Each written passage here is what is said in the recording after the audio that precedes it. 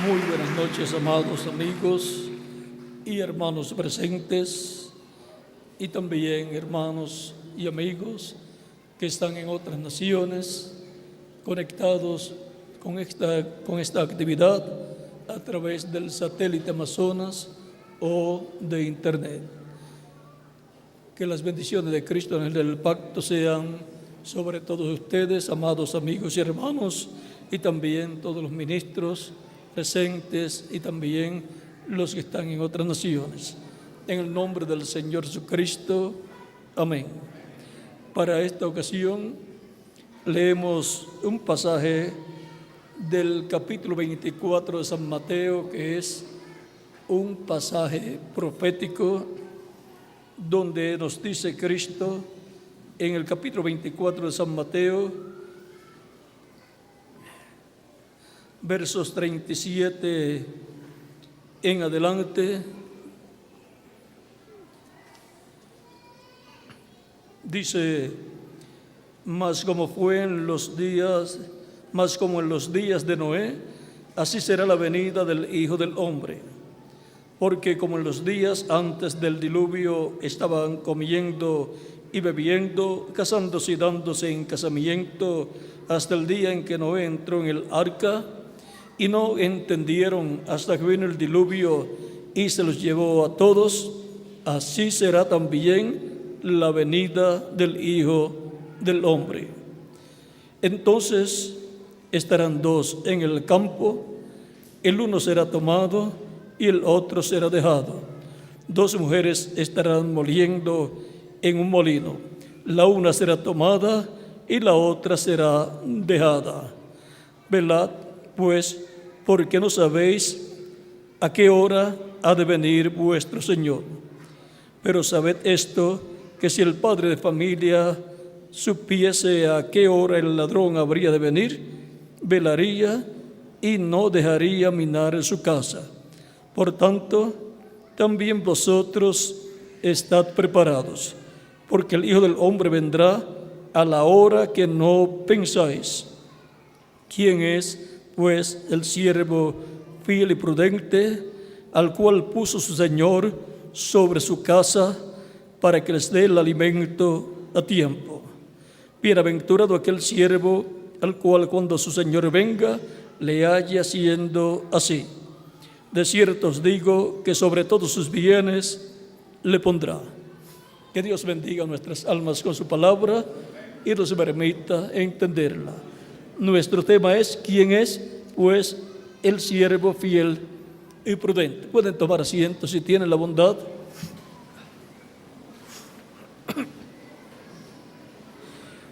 En este pasaje nos habla de la venida del Hijo del Hombre, que será como en los días de Noé. También nos habla que será como en los días de Lot. Ya eso está en San Lucas. Y también nos dice que tenemos que velar. ¿Por qué? Por la venida del Señor, porque el Hijo del Hombre vendrá a la hora que la gente no sabe que ha de venir.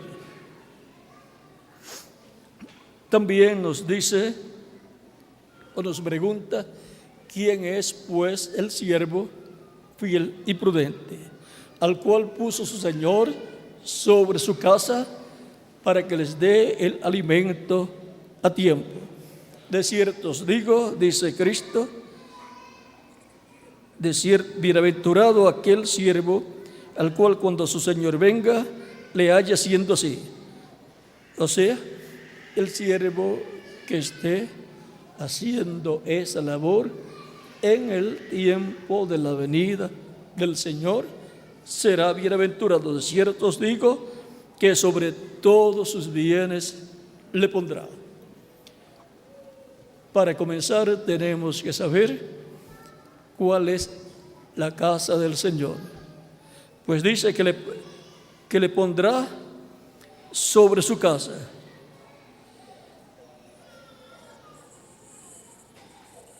al cual puso su Señor sobre su casa.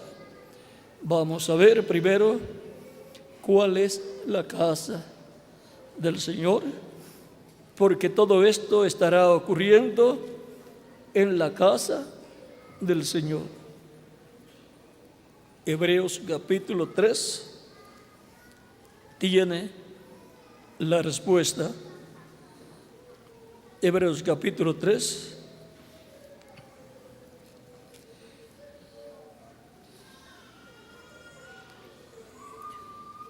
Dice verso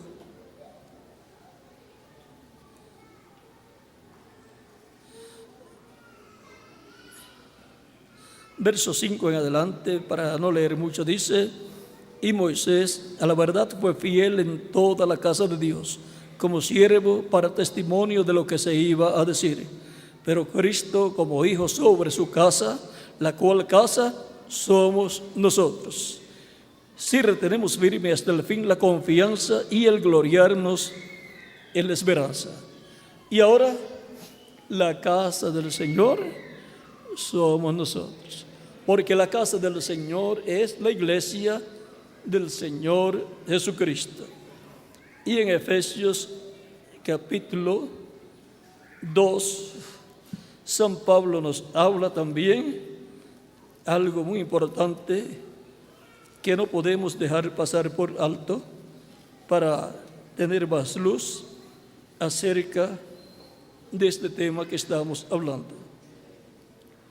Dice capítulo 2, verso 19 al 22, en la carta a los Efesios, así dice San Pablo: así que ya no sois extranjeros ni advenedizos, sino conciudadanos de los santos y miembros de la familia de Dios, edificados sobre el fundamento de los apóstoles y profetas, siendo la principal piedra del ángulo Jesucristo mismo, en quien todo el edificio, bien coordinado, va creciendo para ser un templo santo en el Señor, en quien vosotros también sois juntamente edificados para morada de Dios en el Espíritu.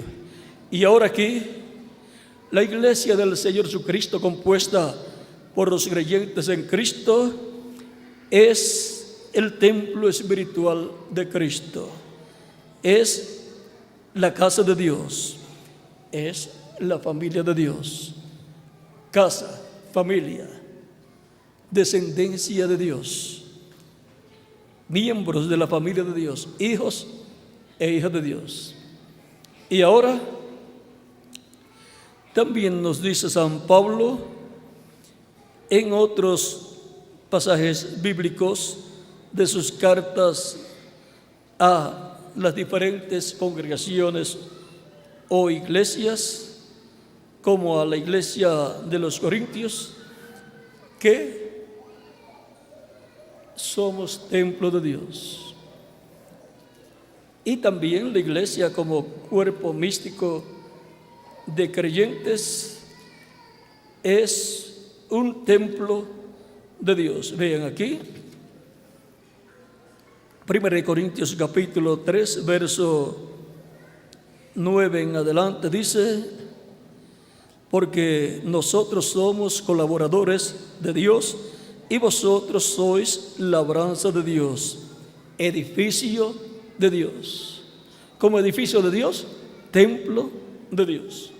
Ya el templo de Jerusalén fue destruido y no hay sacrificio allá en Israel, pero hay un templo que está siendo construido y es la iglesia del Señor Jesucristo. Y hay un templo celestial donde Cristo está como sumo sacerdote haciendo intercesión por cada persona que lo recibe como único y suficiente Salvador. Dice: conforme a la gracia de Dios que me ha sido dada, yo como perito arquitecto puse el fundamento y otro edifica encima, pero cada uno mire cómo sobreedifica. Y ahora, como arquitecto, vean ustedes, él estuvo haciendo la labor de parte de Dios, del diseño que Dios le mostraba para su iglesia. Por eso dijo, a unos Dios ha colocado en su iglesia apóstoles, a otros profetas, a otros evangelistas, a otros pastores y a otros maestros. Esos son los ministerios en la iglesia del Señor Jesucristo. Y vean cómo el apóstol San Pablo, con toda esa revelación que recibió de Dios, pudo poner el fundamento como un perito arquitecto en el campo espiritual. Dice, porque nadie puede poner otro fundamento que el que está puesto, el cual es Jesucristo. O sea que la iglesia del Señor está edificada sobre un fundamento seguro, sobre la revelación de Jesucristo. ¿De quién es Jesucristo? Jesucristo es el fundamento. No puede venir otra persona en ninguna de las etapas de la iglesia y entrar al cristianismo y decir, no, Mahoma o Buda es el fundamento. No cabe ahí. Es esa otra religión que funciona aparte, y el fundamento de esa otra religión, si puede ser Buda o puede ser Mahoma o puede ser otra persona. Pero el fundamento del cristianismo es Cristo. Por eso se llama cristianismo, porque Cristo es su fundamento. Y si sobre este fundamento alguno edificare oro, plata, piedras preciosas, madera, heno, hojarasca, la obra de cada uno se hará manifiesta, porque el día la declarará, pues por el fuego será revelada, y la obra de cada uno, cual sea, el fuego la probará. Si permaneciere la obra de alguno que sobreedificó, recibirá recompensa. Si la obra de alguno fuere quemada, él sufrirá pérdida. Si bien él mismo será salvo, aunque así como por fuego. ¿No sabéis que sois templo de Dios y que el Espíritu de Dios mora en vosotros? Si alguno destruyera el templo de Dios, Dios le destruirá a él, porque el templo de Dios, el cual sois vosotros, santo es. Y ahora, ahí podemos ver lo grande que es la iglesia del Señor Jesucristo delante de Dios. Es el templo de Dios, en donde Dios mora en el Espíritu Santo. Y ese templo, así como el tabernáculo que construyó Moisés y el templo que construyó el rey Salomón, que tenían atrio, lugar santo y lugar santísimo, ese templo que Dios ha estado edificando de etapa en etapa tiene atrio, lugar santo y lugar santísimo. De Adán hasta Cristo, el atrio. De Cristo y los apóstoles, o de los apóstoles hasta la séptima etapa o edad de la iglesia, lugar santo. Por eso hubo 7 mensajeros que estaban representados en las 7 luces que hubo en el candelabro que tenía 7 lámparas. Cada lámpara representa una etapa de la iglesia con una luz en cada lámpara para alumbrar en el lugar santo del templo. Así ha sido en la iglesia del Señor Jesucristo. Y por eso Cristo en Apocalipsis capítulo 1 aparece con las 7 estrellas en su mano, los 7 mensajeros que Él ha enviado a su iglesia de edad en edad. Como envió mensajeros a la iglesia del Antiguo Testamento, que era el pueblo hebreo bajo la ley. Para el Nuevo Testamento Él dijo que enviaría también mensajeros, profetas. Y ahora la iglesia del Señor Jesucristo es el nuevo templo que está siendo construido y que ha pasado por diferentes etapas, en donde Dios mora en los creyentes, acá en el alma de los creyentes. El ser humano también es un templo para Dios morar en él. Por eso tiene atrio, lugar santo y lugar santísimo. El atrio es el cuerpo, el lugar santo es el espíritu y el lugar santísimo es el alma de la persona, que es lo que en realidad es la persona. Y por eso es que el alma tiene libre albedrío para creer a Dios o para ser incrédulo. Y ahora el ser humano es lo más importante de la creación de Dios. Y por eso el Mesías príncipe, cuando apareció, era un hombre también. Apareció en la corona de la creación de Dios, que es la raza humana. Y ahora, por esa causa es que a través de la Escritura leemos, por ejemplo, palabras de Jesús que dice: ¿de qué le vale el hombre si ganare todo el mundo y perdiere su alma? ¿O qué recompensa dará el hombre por su alma?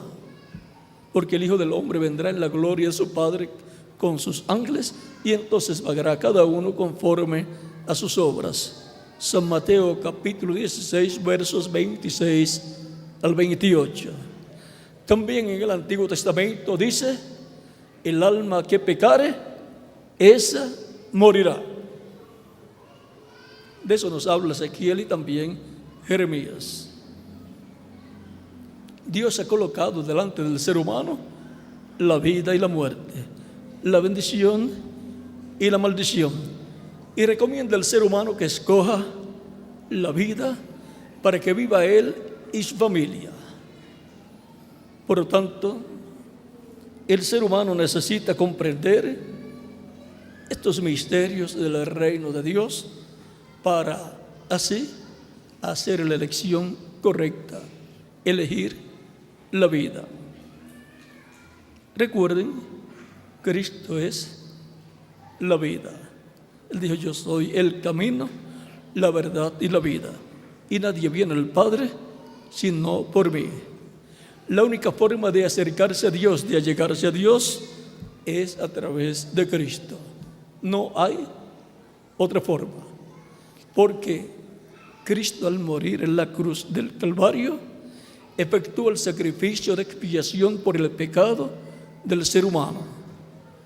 Ninguna otra persona lo ha efectuado, ni lo efectuará.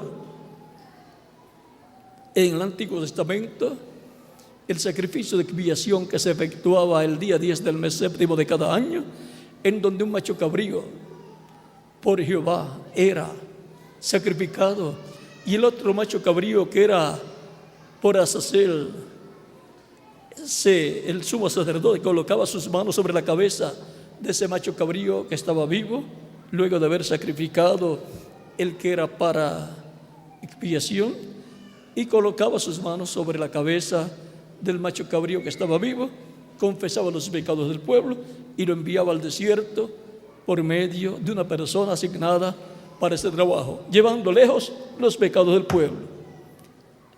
Ambos representan a Cristo: el macho cabrío que es sacrificado y el macho cabrío que es llevado al desierto.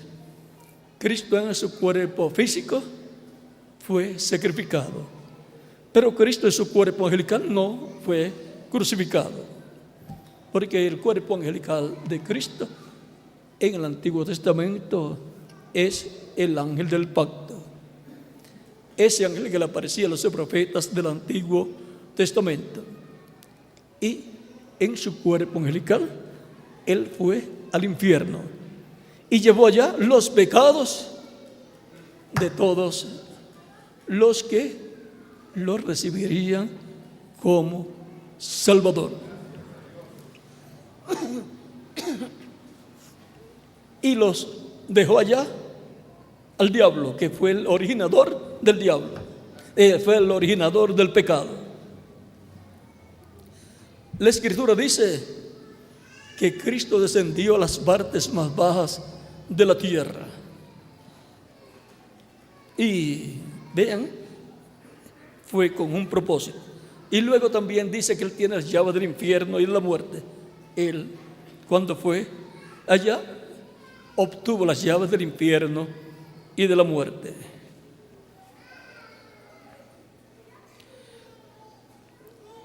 Por cuanto el infierno, como también el paraíso, son dimensiones, el infierno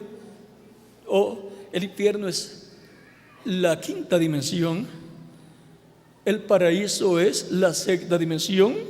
Nosotros vivimos acá en la tierra en 3 dimensiones: luz, tiempo y materia. La séptima dimensión es la dimensión de Dios, donde mora Dios. Y la cuarta dimensión es la dimensión de las ondas, a través de las cuales se transmiten los programas de radio, de televisión, comunicaciones y así por el estilo. Hay 7 dimensiones.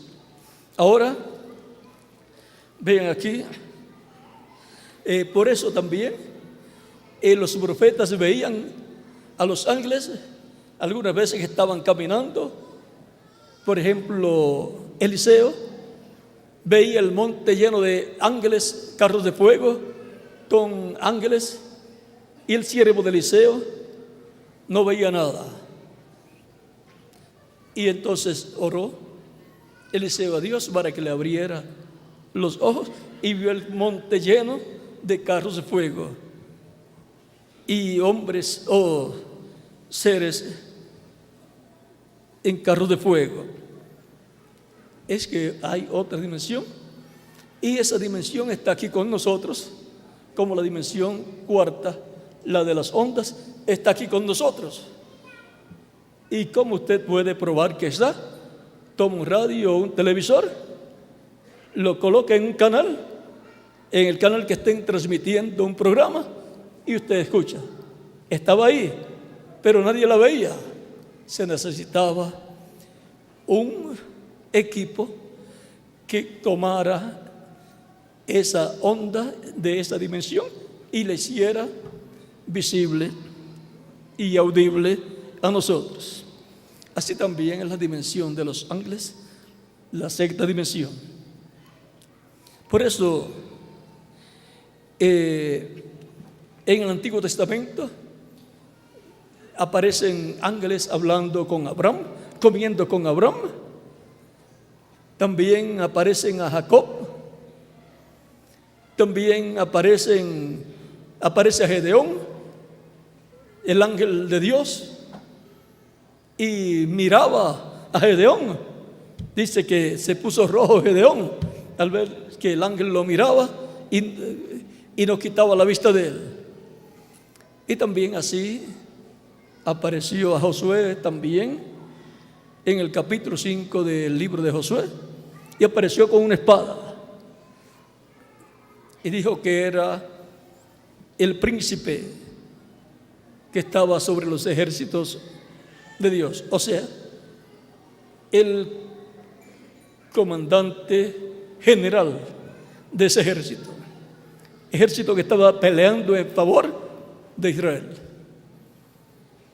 Algunas naciones no saben que de parte de Dios está el ángel o arcángel Miguel con su ejército, y que lucha a favor de Israel cuando Israel está comportándose bien.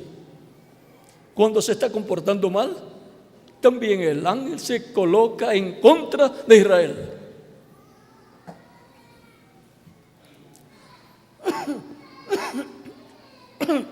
Muchas naciones quisieran tener un ángel como ese, con un ejército poderoso.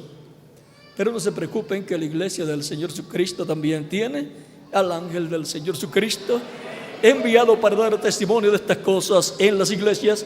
Y está ahí en Apocalipsis capítulo 1, versos 1 al 3, y Apocalipsis capítulo 22, verso 6, y Apocalipsis capítulo 22, verso 16.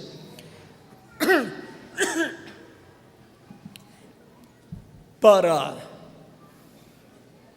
el pueblo de Dios, vean ustedes, hay ángeles ministradores enviados de parte de Dios para los que serán herederos de salvación. Eso lo dice San Pablo, conocedor de estos misterios del reino de Dios. Dice, capítulo 1, verso 14 de Hebreos: ¿no son todos espíritus ministradores, enviados para servicio a favor de los que serán herederos de la salvación? Espíritus ministradores. Un espíritu es un cuerpo de otra dimensión. Espíritus ministradores son enviados a la iglesia del Señor Jesucristo, pues ellos son los herederos de salvación por medio de Cristo, el cual vino a buscar y a salvar lo que se había perdido. San Lucas capítulo 19, verso 10. Y ahora tenemos también el ángel que tiene el acceso al libro de la verdad y por consiguiente conoce todas las cosas que han de suceder, el cual le apareció al profeta Daniel y le habló y le dijo a Daniel: yo te mostraré lo que está escrito en el libro de la verdad. Encontramos que ese ángel le muestra a Daniel las cosas que han de suceder. Por eso el libro del profeta Daniel es paralelo al libro del Apocalipsis, juntamente con el libro de Zacarías y también parte de Ezequiel, donde ven ángeles, seres de otra dimensión, trabajando. Y ahora el ángel que le aparece a Daniel es un ángel que también pelea. Dice que estuvo peleando contra el príncipe de Persia, y luego dice: y luego vendrá el príncipe de Grecia. Y dice: nadie me ayudó sino Miguel, vuestro príncipe. O sea que tiene que ver con los cambios del reino de los gentiles, el ángel Gabriel, porque tiene que ver con los gentiles el ángel o arcángel Gabriel, y es el que tiene acceso al libro de la verdad, el libro que contiene todo lo que ha de suceder en medio de la raza humana. Ese es el ángel, por ejemplo, que apareció en una ocasión a un hombre ya anciano, un sacerdote llamado Zacarías, en el capítulo 1 de San Lucas, el cual estaba casado y su esposa ya estaba avanzada en edad y no habían tenido niños. Era estéril y había orado a Dios y había esperado, y ya estaban ancianos, pero no dice la Escritura que había dejado de creer. Luego el ángel le dice que va a tener un niño él a través de su esposa Elizabeth, y será grande delante de Dios y será profeta de Dios, y será el que vendrá para convertir el corazón de los padres a los hijos, y vendrá con el poder y el espíritu de Elías. No será Elías literal, sino otro hombre, pero con el mismo ministerio, siendo operado por el Espíritu Santo. Cuando Dios promete la venida de un profeta que ya vino en el pasado, es la venida de ese ministerio operado por el Espíritu Santo en otro hombre. Por eso vean, Elías Tisbita. Luego el ministerio de Elías Tisbita pasó a otro hombre, Eliseo, el cual dijo: que venga sobre mí una doble porción del Espíritu que esté en ti. Y cuando vino sobre Eliseo, luego de Elías subir al cielo y abrió el Jordán como lo había hecho Elías, dijeron los hijos de los profetas: el espíritu de Elías reposó sobre Eliseo. Ahí estaba Elías por segunda vez. El Espíritu Santo en Elías Tisbita, en Eliseo, operando el mismo ministerio, porque el único que tiene ministerios es el Espíritu Santo. Y fue el Espíritu Santo el que obró en Elías Tisbita, en Eliseo y en todos los profetas, en Moisés también. Era el ángel del pacto, el Espíritu Santo, Cristo en su cuerpo angelical, obrando a través de los profetas y hablando a través de ellos al pueblo de Dios, al pueblo hebreo. Y ahora aparece para precursar la primera venida de Cristo, naciendo su cuerpo físico a través de unos ancianos ya, un sacerdote, o sea, era del orden sacerdotal de Aarón, porque para ser sacerdote tenía que ser descendiente de Aarón. Y el ángel Gabriel le aparece y le da la buena noticia. ¿Ven? Luego que se hace una oración a Dios, se hace una petición a Dios, luego resta recibir esa petición, esa contestación, pero el tiempo lo va a determinar Dios. Resta entonces creer firmemente que lo que ha pedido Dios lo va a conceder y esperar, porque Él dijo que será concedido. Y aunque Zacarías estuvo mucho tiempo esperando, y ahora cuando aparentemente ya era imposible obtener la respuesta de parte de Dios, le llega la respuesta a través de un ángel enviado por Dios, el ángel Gabriel. Y la noticia es buena. Podía tener muchos hijos y eso era bueno, pero es mejor tener uno como el que iba a tener, y será grande delante de Dios. Es bueno tener hijos que sean grandes delante de Dios, o sea, que tengan una labor importante ante la presencia de Dios. Lo más grande que puede tener una persona como un hijo es un hijo profeta, del cual el mismo Cristo dijo: de los nacidos de mujer no hubo ninguno mayor que Juan. Pero vean esto, dice: pero el más pequeño del reino de los cielos es mayor que Juan. Por lo tanto, el hijo o hija más grande que una persona puede tener es un hijo que sea un miembro de la iglesia del Señor Jesucristo, un hijo o miembro del reino de los cielos. Esos son los grandes, mayores que Juan el Bautista.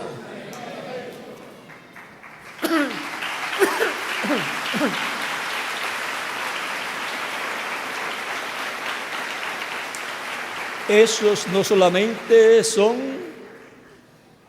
personas comunes, sino que son reyes y sacerdotes y jueces también, porque han sido limpiados con la sangre de Cristo, han sido redimidos y han entrado al reino de Dios al nacer del agua y del Espíritu.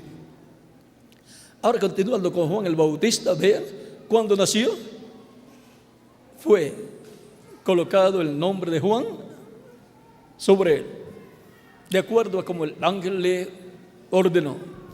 Y luego el ángel Gabriel, luego encontramos también que unos 6 meses, cuando Elizabeth tenía 6 meses de embarazada, en el mismo capítulo 1, verso 30 en adelante de San Lucas, Dios envía al ángel Gabriel a la Virgen María para darle la noticia que había hallado gracia delante de Dios y que iba a tener un niño, iba a concebir, a tener un niño y sería llamado Hijo de Dios y le pondría por nombre Jesús, y Dios le daría el trono de David su padre y reinaría sobre Israel, sobre Jacob para siempre, y su reino no tendría fin. ¿Por qué el ángel Gabriel sabe todas esas cosas? Porque tiene acceso al libro de la verdad, al libro que contiene todo el programa divino de lo que Dios va a llevar a cabo. Y ahora nació Jesús 6 meses después de Juan. Luego, más adelante, encontramos que comienza Juan su ministerio y luego comienza Jesús. Cuando Juan ve a Jesús que viene, le dice: he aquí el Cordero de Dios que quita el pecado del mundo. O sea, estaba tipificando todo o tomándolo del Cordero Pascual que fue sacrificado en Egipto y que después, en la celebración de la Pascua, también lo sacrificaban y comían el Cordero Pascual. Hasta cierto tiempo después dejaron de celebrar la Pascua comiendo el Cordero Pascual. Y también encontramos que Jesús tiene su ministerio, ángeles le sirven. Allá en el desierto, cuando estuvo ayunando y terminó su ayuno, y en todo su ministerio encontramos ángeles sirviéndole a Jesús. Cuando se iba solo a orar, ángeles se venían a él. Cuando estuvo en el Getsemaní orando, ángeles le fortalecían.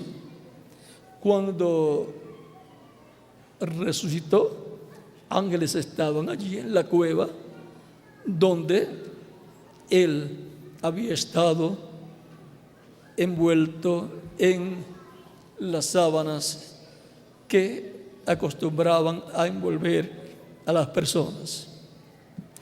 Siempre ángeles de Dios han estado acompañando todo el programa divino que se ha ido desarrollando en todos los tiempos. Y así es en la iglesia del Señor Jesucristo, la cual es su cuerpo místico de creyentes, y la cual, así como Cristo es el segundo Adán, el posterior Adán, su iglesia es la segunda Eva, para tener hijos e hijas por medio de Cristo, hijos e hijas de Dios por medio de Cristo, en medio de su iglesia, produciendo ese nuevo nacimiento. O sea, no son engendrados de carne y sangre ni de voluntad de varón, sino de Dios. Porque ocurre en ellos el nuevo nacimiento.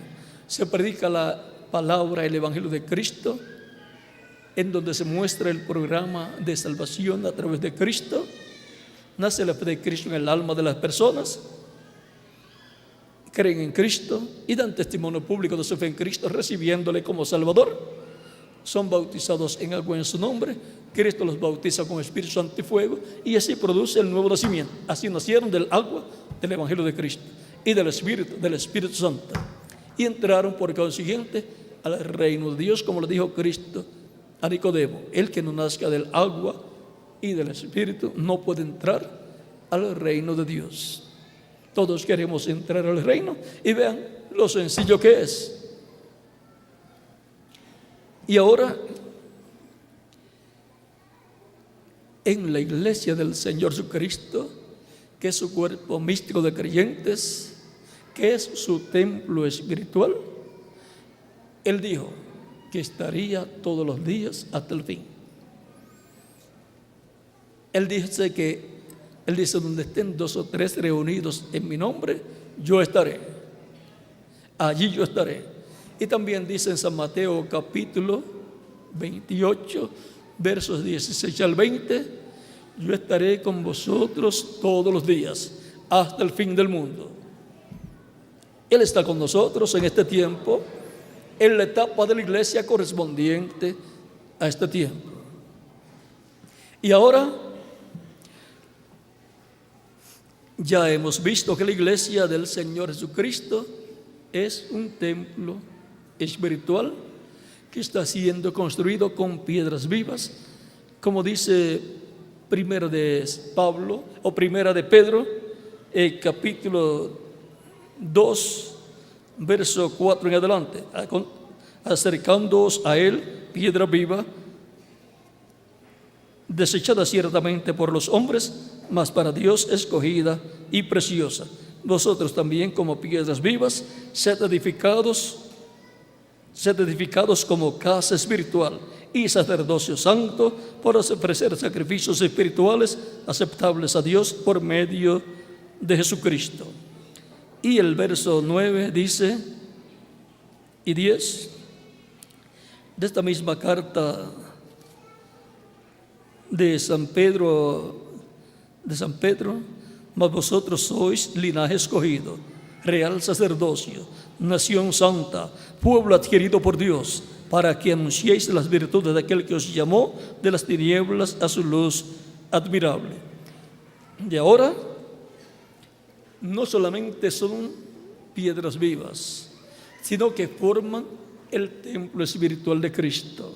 Y no solamente son templo, sino también son sacerdotes para ministrar, real sacerdocio. Son pueblo escogido por Dios, nación santa. Y ahora estamos viendo lo que es la iglesia del Señor Jesucristo. Es lo más grande que Dios tiene en la tierra. Es la ayuda idónea del segundo Adán, del Señor Jesucristo. Y por esa causa el Espíritu de Cristo descendió el día de Pentecostés y ha estado Cristo en Espíritu Santo en medio de su iglesia, reproduciéndose en hijos e hijas de Dios. Cuando la persona recibe el Espíritu de Cristo, recibe el nuevo nacimiento, nace de nuevo, nace a una nueva vida, a la vida eterna con Cristo en su reino eterno. Y viene a ser parte de ese templo espiritual que está siendo construido por Cristo en Espíritu Santo en medio de su pueblo. Y como individuos son también un templo espiritual para Dios morar acá en el alma de cada creyente en Cristo. Y ahora podemos ver cuál es la casa de Dios, en donde Dios coloca al siervo fiel y prudente. En la misma forma en que Dios colocó a su Hijo Jesucristo en su casa, como dice San Pablo en Hebreos capítulo 3. Pero Cristo como hijo sobre su casa, la cual casa somos nosotros. Si retenemos firme hasta el fin la confianza y el gloriarnos en la esperanza.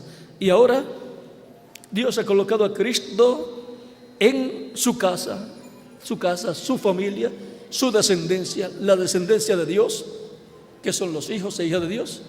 Ahí es donde Dios ha colocado a Cristo como hijo sobre su casa.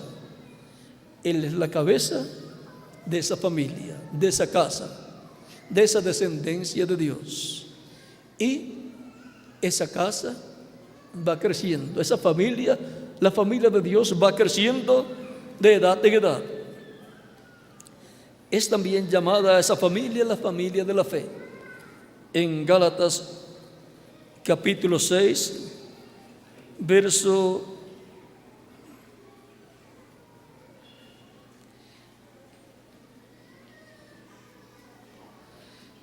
en Gálatas el apóstol Pablo dice, capítulo 6, verso 10, así que según tengamos oportunidad, hagamos bien a todos y mayormente a los de la familia de la fe.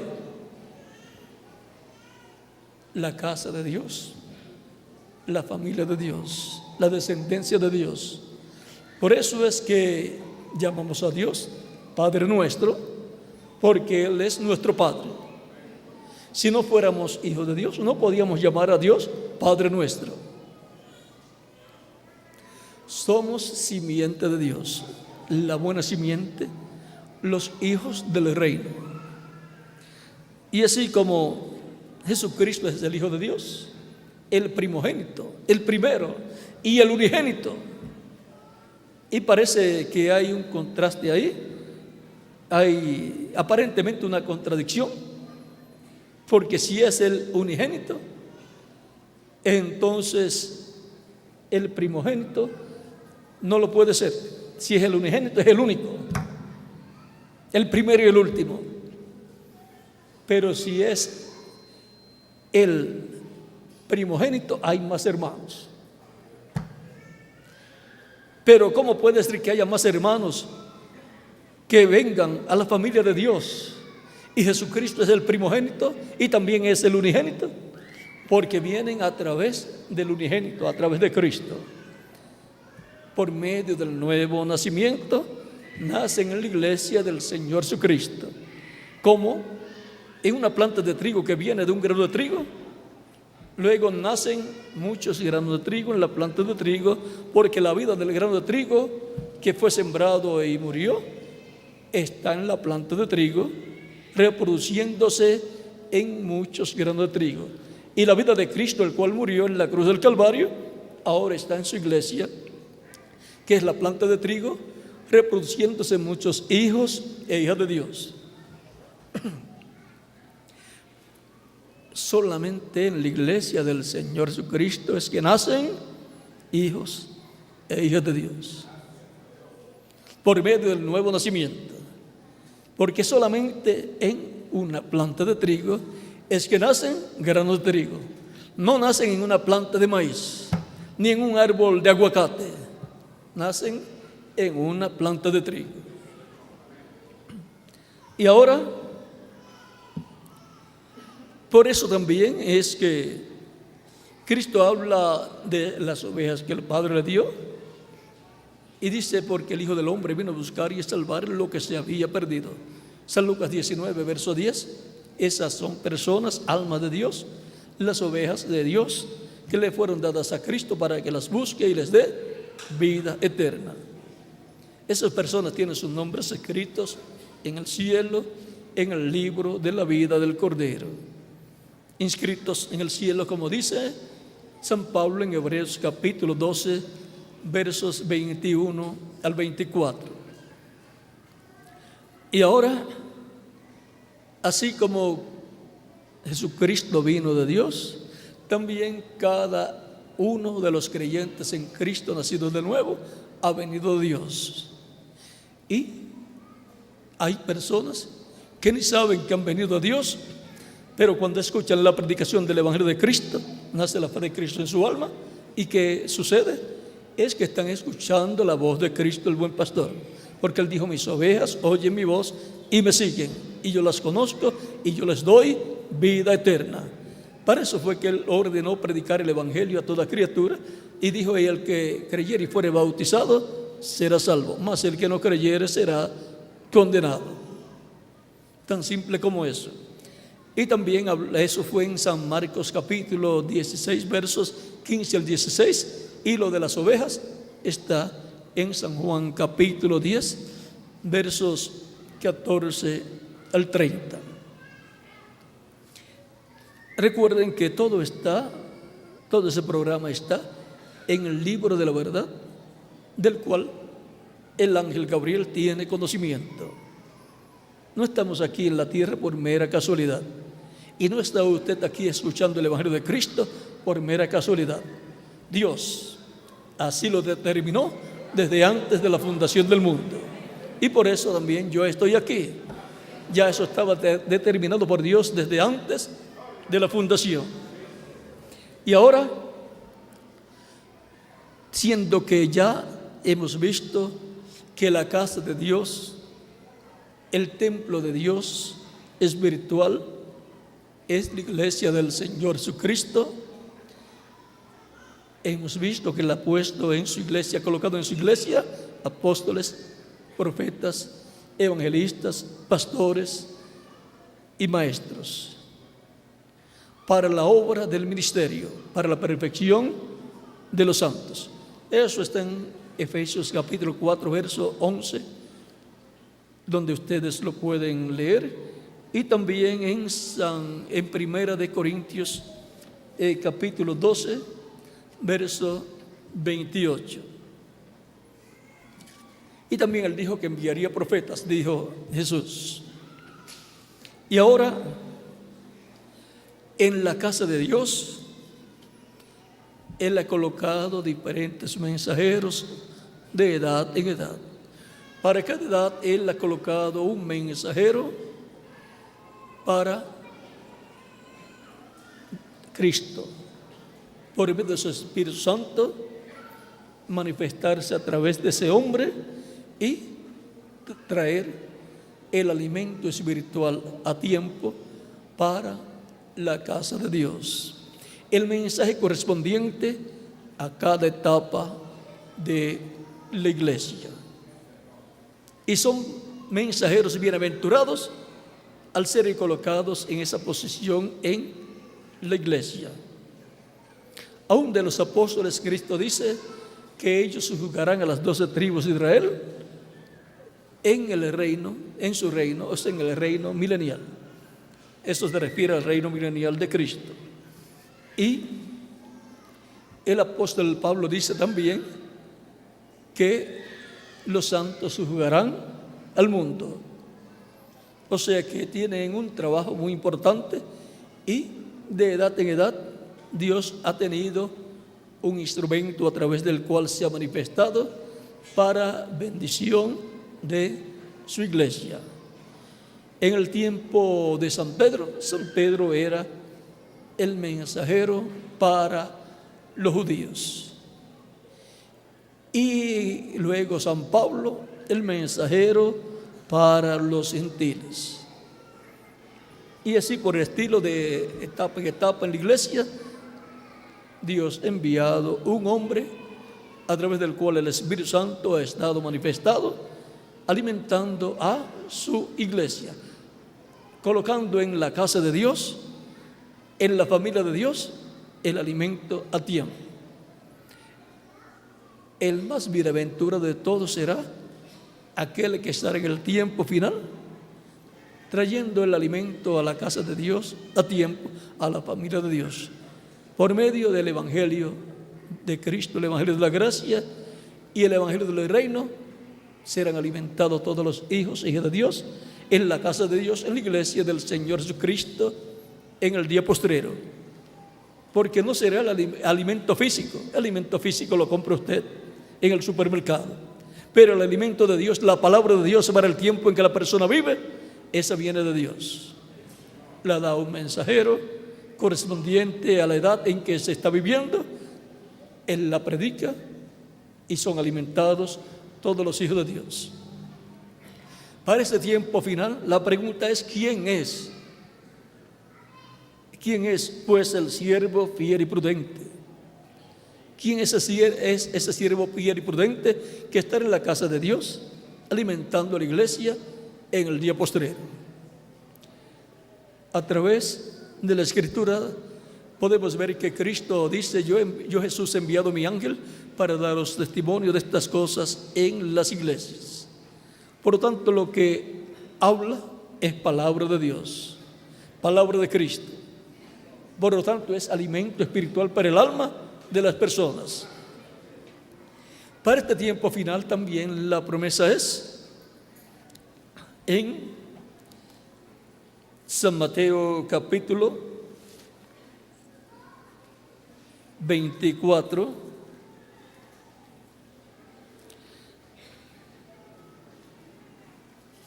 verso 14. Y será predicado este evangelio del reino en todo el mundo para testimonio a todas las naciones, y entonces vendrá el fin. Muchas personas no saben lo que es la predicación del Evangelio del Reino. Hemos tenido 2000 años de predicación del Evangelio de la Gracia, en donde se presenta a Cristo como el único y suficiente Salvador. Y en los días de Jesús, Juan el Bautista y Jesús predicaban el Evangelio del Reino. San Mateo capítulo 4 verso 17 y capítulo 4 verso 23. Muchos predicadores han tratado de convertir al pueblo hebreo a Cristo, pero el pueblo hebreo como nación no puede ser convertido a Cristo en la dispensación de la gracia. Es más, si una persona visita a algún judío en su hogar o se mete en medio de las comunidades judías a evangelizar, llaman por teléfono a la policía y se lo llevan preso.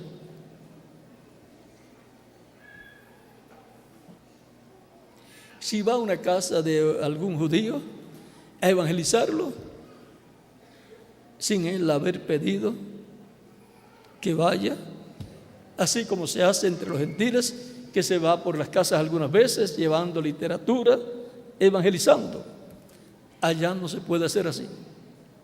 Ahora, si uno tiene una actividad pública y ellos van, ya eso es diferente. Pero ir a ellos, a sus casas, a evangelizarlos o ir por las calles evangelizándolos, eso está prohibido. Ahora, Israel como nación, vean, no ha recibido el Evangelio de Cristo, aunque muchos judíos sí han recibido a Cristo y han entrado al cristianismo, lo cual está correcto. Pero el pueblo hebreo como nación, no. Ellos han permanecido bajo la ley.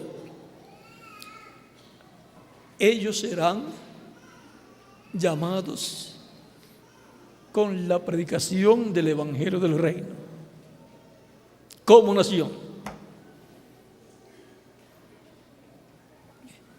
Por eso cuando Jesús predicaba el Evangelio del Reino, Juan el Bautista también. Y por eso le preguntan a Jesús en el libro de los Hechos, capítulo 1, antes de subir al cielo, le preguntan: Señor, ¿restaurarás tú el reino de Israel en este tiempo? Y le dicen: no toca a vosotros conocer los tiempos y las sazones que el Padre puso en su sola potestad. Para aquel tiempo no era necesario conocer cuándo sería el tiempo, porque si le dice el Señor de aquí a 2000 años, pero ellos tenían que permanecer con la esperanza de la restauración del reino. Y la restauración del reino es la restauración del reino de Dios en la tierra, del cual Cristo dijo que orando pidieran la venida del reino de Dios. Venga tu reino, hágase tu voluntad como en el cielo, también en la tierra. ¿Y qué es el reino de Dios en la tierra? El reino de David. Por eso se habla en San Lucas capítulo 1, el ángel Gabriel le dice a María que el hijo que va a tener, que se llamará Jesús, dice: Dios le dará el trono ¿de quién? De David, su padre, y reinará sobre la casa de Israel para siempre, y su reino no tendrá fin. Esto será la restauración del reino de Dios en la tierra. En Primera de Crónicas capítulo 28 versos 4 en adelante y Crónicas capítulo 29 versos 21 en adelante, cuando Salomón, el hijo de David, fue coronado, investido como rey, cuando colocaron la investidura sobre Salomón por segunda vez, dice que se sentó en el trono de David, su padre. También dice que se sentó en el trono de Jehová, de Dios, sobre Israel. Y también dice que se sentó en el trono del reino de Dios. El trono de Dios en la tierra es el trono de David. El reino de Dios en la tierra es el reino de David. Por eso se habla tanto en las escrituras del Antiguo Testamento y del Nuevo de la restauración del reino de Dios, del reino de David en la tierra. Y el heredero de ese reino es el Mesías príncipe. Y ahora Cristo tenía que morir en su primera venida. La primera venida del Mesías tenía que ser de esa forma. Y gracias a Dios que así sucedió. ¿Por qué? Se llevó a cabo el sacrificio de expiación por el pecado mío y de todos los seres humanos. Si no moría, no había sacrificio por el pecado. Y ahora tenemos la promesa de la restauración de ese reino para el día postrero. ¿Y qué es el día postrero? El séptimo milenio de Adán hacia acá. Tan simple como eso. O tercer milenio de Cristo hacia acá. Los días postreros son los 3 milenios postreros: quinto milenio, sexto milenio y séptimo milenio. El día postrero, séptimo milenio, que conforme al calendario gregoriano ya comenzó y tenemos ya 8 años dentro de ese séptimo milenio, o sea, dentro de ese día postrero. Contando el tiempo con el calendario gregoriano. Si lo contamos con el calendario hebreo, ya hay una variación. Ahora, en la misma forma en que Dios obró con Cristo, Cristo obrará con el siervo fiel y prudente. Si lo va a sentar o si le va, dice, si le va a poner sobre todos sus bienes, va a ser, vamos a decir en términos nuestros, el primer ministro de su reino, el administrador, como fue José en Egipto. Fue el administrador de Egipto en el tiempo del faraón. Y por consiguiente va a ser el segundo en el reino del Mesías. Cuando Cristo ascendió al cielo, subió al cielo, se sentó a la diestra de Dios. Él mismo lo dijo que así iba a suceder. Y todo poder le fue dado en el cielo y en la tierra. Él es el que está administrando todo el reino de Dios, celestial y terrenal. O sea, todo el reino de Dios, todo poder le ha sido dado en el cielo y en la tierra. Él es el administrador de toda la creación. Todas las cosas le fueron dadas a Él. ¿Pero qué? ¿El Padre se quedó sin nada? No, el Padre está dentro de Él, no hay problema.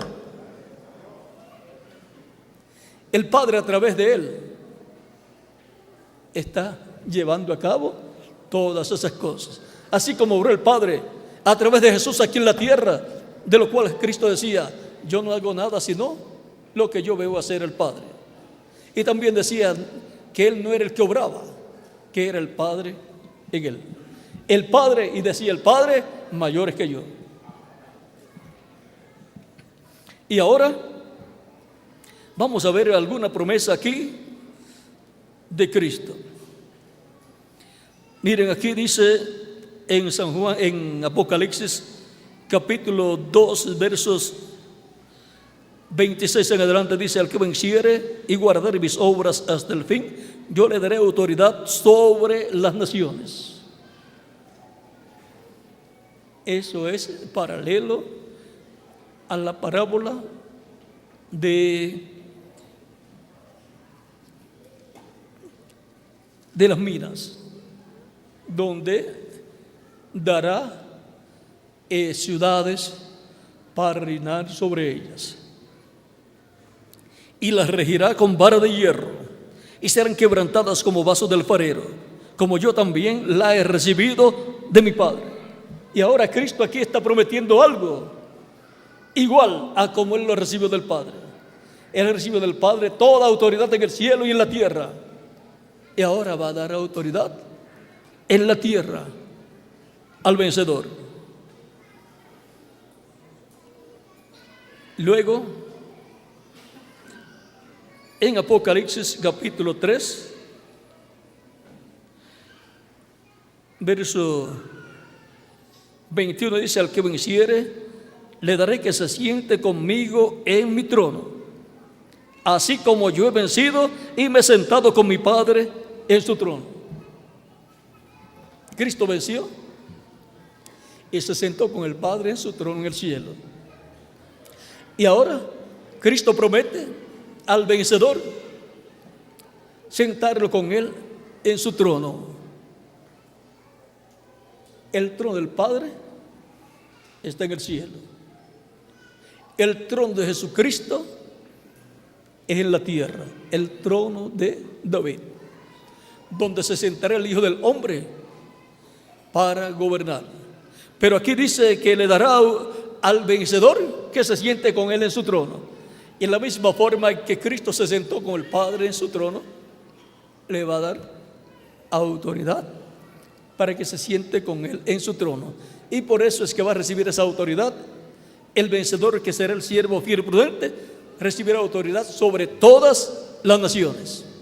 Será el primer ministro del reino con Cristo. Será el administrador. Por eso dice que le pondrá sobre todos sus bienes. Y si él lo dice, así tiene que hacerlo. Y no porque humanamente él quiera, sino porque ese es el programa de Dios. Y él lo que hace es cumplir el programa divino. Aquí la bendición grande es cuando su Señor venga. Al que lo hallare, al que hallare, sí,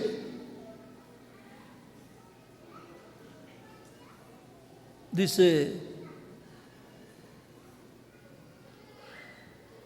que lo pondrá sobre todos sus bienes. Por lo tanto, esa bendición le va a tocar a alguna persona, algún ministro, algún mensajero del cristianismo, y tiene que ser para el último mensajero que Dios tenga en medio del cristianismo, el cual tendrá que ver con la iglesia y también con el pueblo hebreo. Y por eso es que también el poder que es visto en Elías y en Moisés, el Espíritu Santo lo va a operar en ese mensajero, porque va a ser colocado sobre todos los bienes del Señor, para lo cual pues tiene que sentarse en el trono con él, en el trono de David. Está ligado al reino de David y restauración de ese reino en la tierra, y por lo tanto tiene que trabajar en favor, en pro de la restauración de ese reino. Él tendrá la bendición de que conocerá y predicará el evangelio de la gracia, y también tendrá y conocerá el evangelio del reino y lo predicará. Lo cual ningún mensajero del pasado tuvo ni pudo predicar. Con el mensaje del evangelio del reino es que tendrá el acercamiento con los judíos, porque con el mensaje del evangelio de la gracia los judíos no quieren saber nada de Cristo.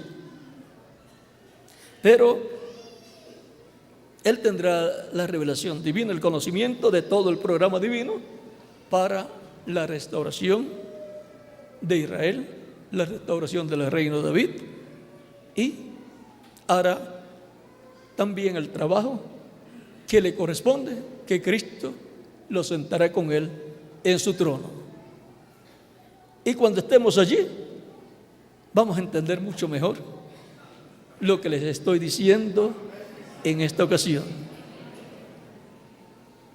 Es como cuando José decía a sus hermanos allá en la tierra de Israel, le decía a sus hermanos que vio unos mazos de trigo o de cebada y se inclinaban al de él. Y sus hermanos, pues está colocando todo a su favor. Y después vio 11 estrellas y la luna y el sol inclinándose hacia él también. Y ya eso pues no les gustó a ellos y ya quisieron salir de él. Pero eso era el programa divino que iba a ser llevado a cabo. Y los problemas que él tuvo obraron para bien, para ir al lugar donde tenía que ser el segundo en el reino, para que allí se inclinaran a él cuando lo vieran. Y fue entre los gentiles que tuvieron que hacer así. Bueno, el siervo fiel y prudente es el Espíritu Santo obrando de edad en edad en el mensajero de cada edad. Y para el día postrero tendrá un mensajero y a través de ese mensajero obrará todo el programa divino correspondiente al día postrero, y ese mensajero será colocado con Cristo en su trono. Tan simple como eso. Y cuando estemos allá en ese reino milenial de Cristo, lo vamos a comprender mejor. Como comprendieron mejor los hermanos de José aquellos sueños que tenía José, y él también los interpretaba, y el que salía favorecido en los sueños era José, porque así era el programa divino, estaba así diseñado. Y ahora, ¿quién es pues el siervo fiel y prudente? Él estará dándole el alimento a tiempo del mensaje correspondiente al día postrero, con el evangelio de la gracia y el evangelio del reino, a la iglesia del Señor Jesucristo y luego al pueblo hebreo. Él será bien recibido por el pueblo hebreo, y cuando lo vean siendo aceptado y recibido y teniendo buena amistad, recuerden, ese es el siervo fiel y prudente, al cual su Señor ha colocado sobre su casa, sobre su iglesia. Por lo tanto, estará en medio del cristianismo, será uno de la casa de David, porque todos los nacidos en Cristo son nacidos en Belén, porque Cristo nació en Belén y estábamos con él cuando él nació. Estábamos en Cristo. Y todos los que nacen de nuevo nacen como hijos de Dios por medio de Cristo. Por lo tanto, nacen como descendientes de David. Por eso es que son reyes, son de la realeza. Y la realeza para Israel, vean, viene de la casa de David. Y son sacerdotes también, y son jueces. Por lo tanto, el privilegio de la iglesia del Señor Jesucristo es el más grande que pueblo alguno puede tener. ¿Quién es el siervo? ¿Quién pues es el siervo fiel y prudente? Será el ángel del Señor Jesucristo, el mensajero del Señor Jesucristo, que él tenga en el día posterior en medio de su iglesia. Él estará también con el mensaje que llama y junta a los escogidos del día postrero de entre los gentiles y luego de entre los hebreos. Estará sonando la trompeta del evangelio de la gracia y también la trompeta del evangelio del reino. Y se completará la iglesia del Señor Jesucristo en los días de ese mensajero. Y Cristo saldrá del trono del Padre, tomará el título de propiedad del libro de los 7 sellos, lo abrirá en el cielo y hará su obra de reclamo. Ya estará como león de la tribu de Judá, como rey de reyes y señor de señores en su obra de reclamo. Él tiene grandes bendiciones para ustedes y para mí también. Y en su reino seremos reyes, estaremos como reyes y como sacerdotes y jueces, disfrutando las bendiciones de ese reino glorioso que será establecido en este planeta Tierra. Que Dios les bendiga y les guarde y continúen pasando una noche feliz, llena de las bendiciones de Jesucristo, nuestro Salvador.